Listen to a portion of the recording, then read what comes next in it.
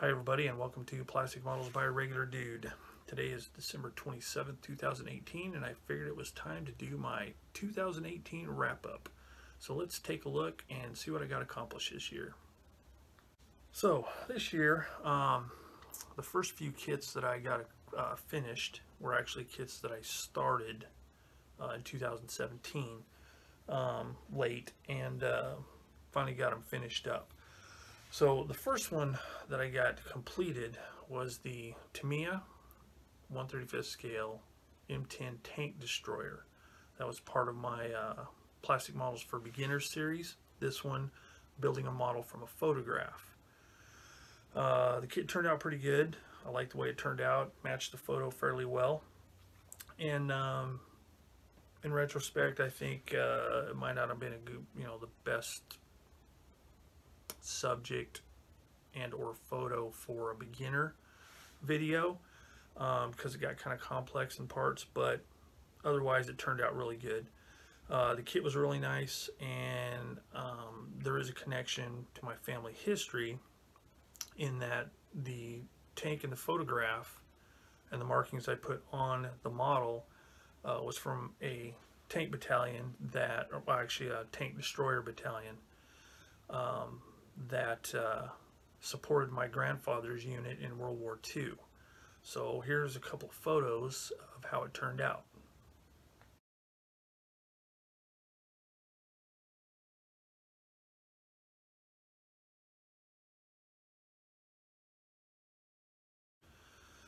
Alright, so the next kit I got finished was the Special Hobby Bucher BU-181. Hope I pronounced it right, but I'm not sure. 1/48 scale.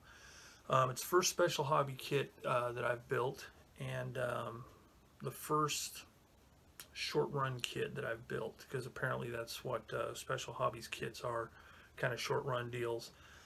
It was a good kit. There was a few things that were a little tough about it. The fit was okay for the most part, but like the trailing edges of the wings were kind of tricky. They didn't mate together really well, so I had to do some work on that. The instructions were kind of vague in spots, but it ended up turning out okay. So here's how it turned out.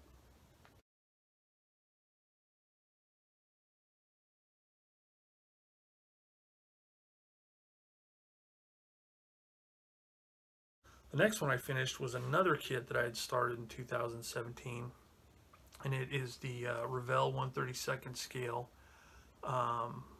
FW190 F8. It's a Revell of Germany kit. Now this kit was a really nice kit, went together really well, and part of the reason I chose this particular kit is it has a really interesting color scheme in that it is, for the most part, well, all the undersurfaces and part of the sides are bare metal finish, which I've never done before, and I wanted to give it a try. Because of that kit, I discovered Vallejo acrylic metal color, which works really, really well. I've talked about it in some of my past videos, so I won't get into it, but it works really well, and it added to the unique color scheme of this aircraft. Also, another reason I picked that particular scheme was the backstory involving the pilot of that aircraft. I can't remember his name right now, but it was kind of cool because apparently the Russians were closing in on the area where his fiance was staying, so he decided to rescue her. So he flew in, shoved her into the fuselage via the radio compartment door, and flew to safety. And then wherever he landed every year afterwards, they went back and celebrated with a toast or whatever their escape. So that was cool in that it had a really cool paint job and a really awesome backstory. So let's take a look at that one.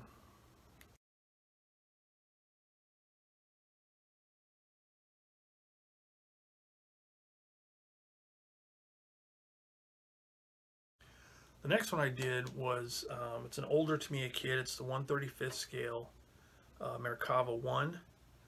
I got that one from my brother, and he had that kit in his storage from place to place where he moved since the late 80s, and he wasn't ever going to build it, so he gave it to me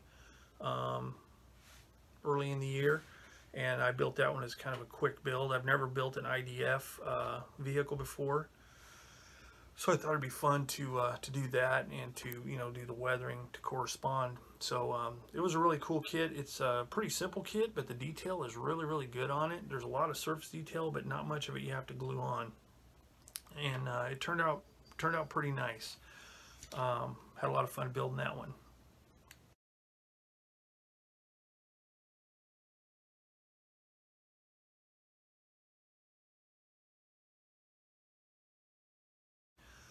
The next one is a gift from my friend Ben Brandis back east here in the United States. He asked me if I'd ever built a cargo truck before, and I hadn't. So he sent me the Tamiya 1/35 scale 2.5 ton 6x6 cargo truck. It's a really good kit. Went together really well. A lot of good detail on it. It has a decent figure that I was able to paint somewhat. And I was also able to practice more extensive weathering with a lot more built up mud and dirt underneath and on the sides. And I also used a Value Gear resin cargo set for it.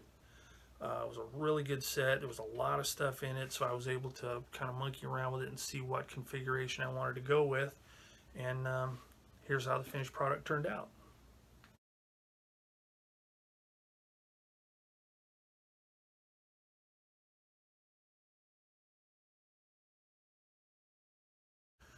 So the next two kits kind of go hand in hand. I had a couple of kits and I was kind of undecided which one I wanted to start.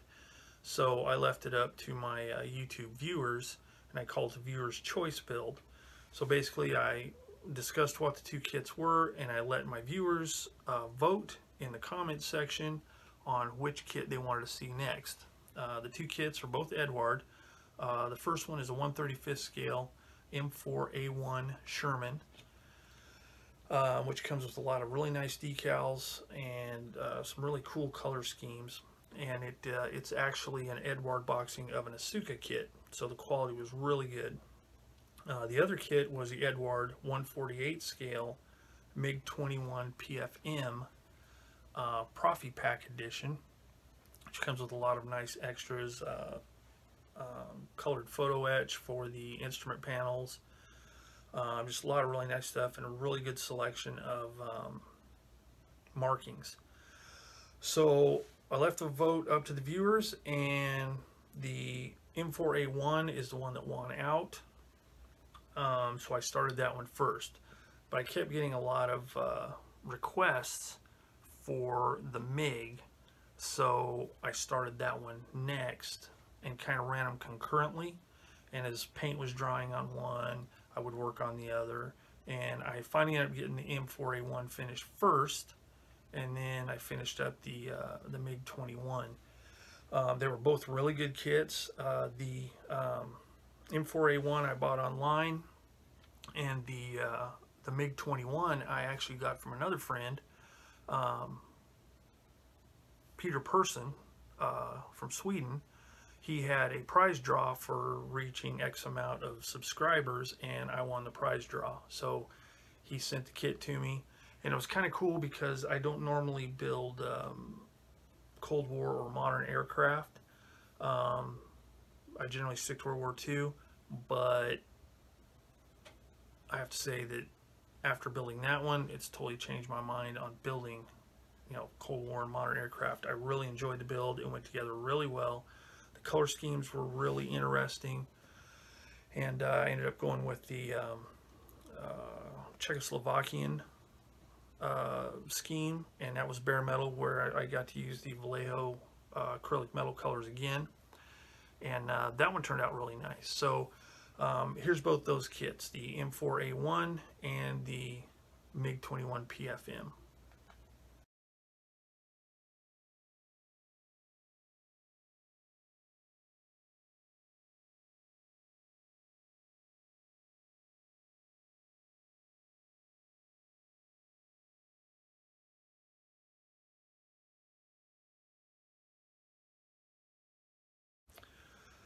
All right, so the next kit I got, again, came from Ben Brandis. He sent me a few kits in the mail. And the first one I built was the Tamiya 1/72nd scale A6 M2B 0. It's one of the zeros that took part in the Pearl Harbor attack. So it's kind of significant for a couple of reasons. Number one, the last time I built a 1/72nd scale kit, if I did, was 40 plus years ago. I've built a 1/72nd scale kit that I can remember. I'm sure I did when I was younger because of, you know, just the kits that were available, but, you know, that would have been, like I said, 40 plus years ago. Number two, I've never built a Japanese aircraft, and so it's kind of a double whammy. So the kit is the 2012 release of the Zero, and the kit was great. It went together really well. There was like no cleanup, no seams weren't a problem. It just went great from beginning to end. I really enjoyed building that kit, and because of that, I was always afraid of 1/72nd scale kits because, you know, they're so small and some of the parts can be pretty tiny, but no longer. I can handle them, so I'll be doing some more of those in the future. But for now, here's the one I built.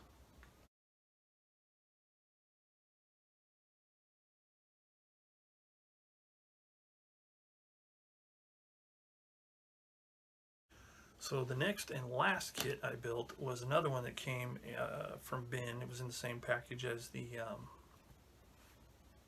Zero.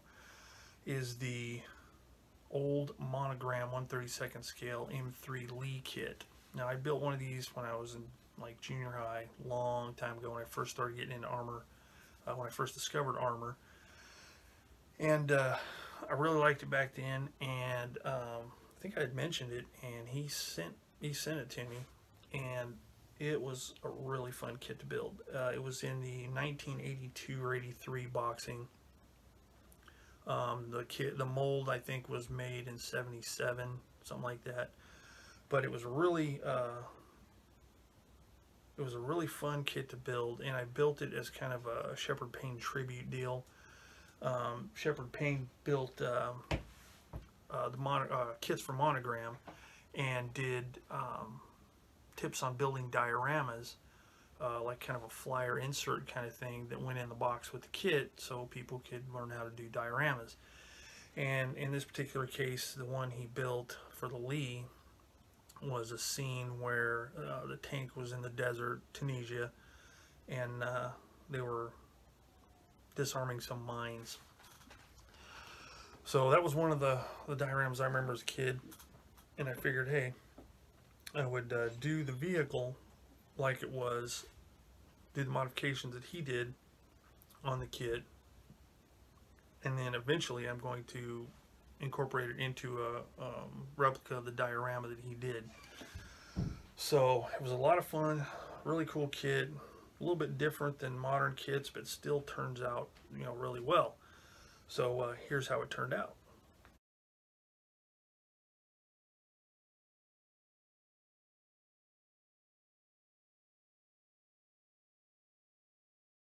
So there you have it. That's the wrap up of all the kits that I got done this last year, 2018.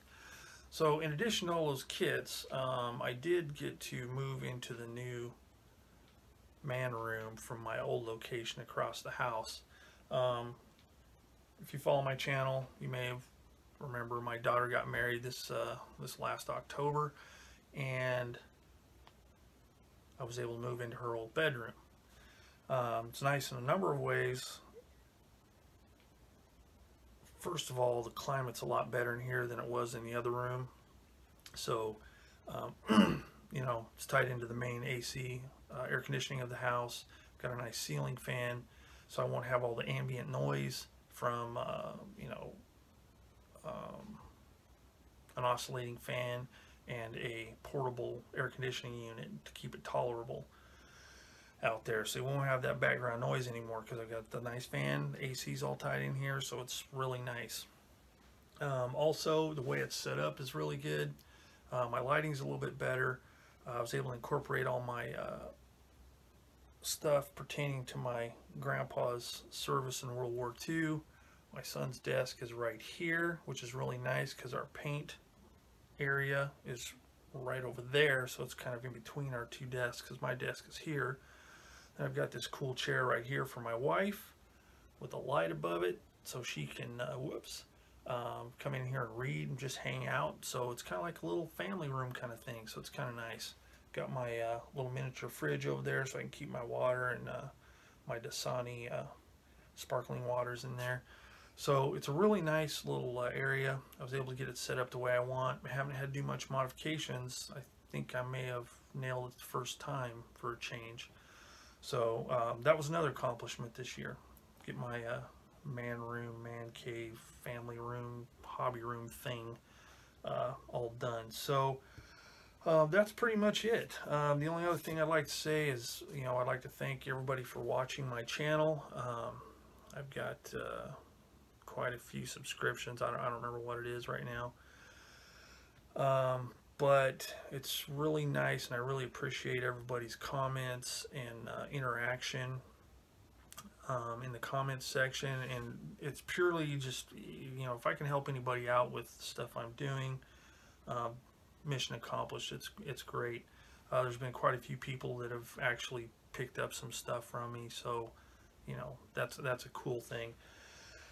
And I've made some really awesome friends because of this YouTube channel.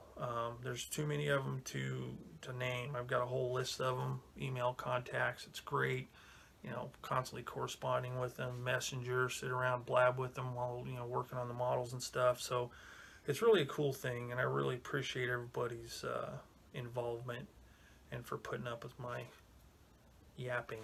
So anyway, that's it for now. I'll be doing another video here in a few weeks after the first of the year to kind of talk about what will probably be coming up for the year 2019 and some of my plans, some of my concrete plans and some of my iffy plans. Talk about that a little bit. So as always, thanks for watching Plastic Models by a Regular Dude. I really appreciate it. Any questions, comments, concerns, tips, hints, anything, put them in the comments below and I'll get back to you as quick as I can. So as always, thanks for watching, and I will see you all later.